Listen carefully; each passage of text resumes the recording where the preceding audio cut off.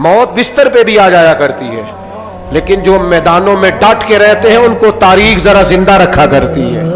कमजोर जिंदगी ना गुजारो, डरी हुई जिंदगी ना गुजारो, और ये कभी ना कहो हाय हुसैन। हम हाय हुसैन वाले नहीं, हम वाह हुसैन वाले हैं।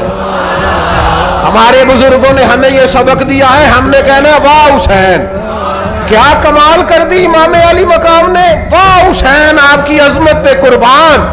इतने सारे दुखों के बावजूद जब शानों वाले नाना का शानों वाला पोता, अजमतों वाली माँ का अजमतों वाला बेटा, जुर्रतमंद बाप का बेटा मैदान में निकलने लगा है, तो डरा डरा सहमा सहमा रो के दिलासे दे के आंसू पूछ के नहीं, बल्कि इमाम हुसैन ने डट के खड़े होके वो इमामा सर पे बांधा जो मोहम्मद अरबी ने अता फरमाया था, वो जुब्बा पहना जो नाना ने दिया था, वो तलवार पकड़ी जो शेरे खुदा मौला अली पकड़ते थे, और हुसैन मैयतों के बावजूद मैदान में आए, फरमाया सामने खड़े हो जाओ, तुम्हें खुतबा देना है, इसलिए कि मोहम्मद अरबी का तरीका है जुमे वाले दिन खुतबा दिया जाता है।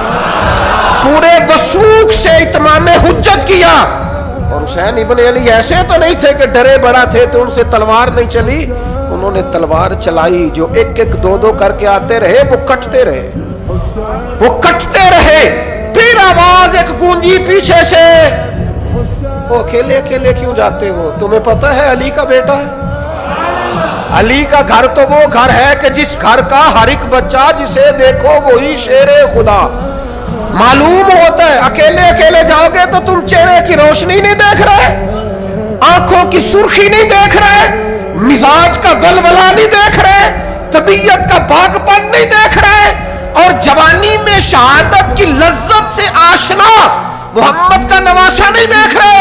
जरा मिल के जाओ, हाँ हाँ हुसैन इब्न अली शहीद हुए हैं पर शानो शौकत के साथ, हाँ हाँ हुसैन इब्न अली दुनिया से तशरीफ ले गए हैं पर इज्जत वकार और अजमत के साथ। हाँ हुसैन इब्न अली का सर कटा है, मुखालिफ ने तो अपनी तरफ से नेज़े की नोक पे चढ़ाया था, पर हुसैन का सर बोल बोल के कह रहा था देख लो मैं कट भी गया हूं फिर भी सबसे ऊंचा हूं, वो देखो मैं सबसे ऊंचा हूं, सबसे ऊंचा हूं मैं।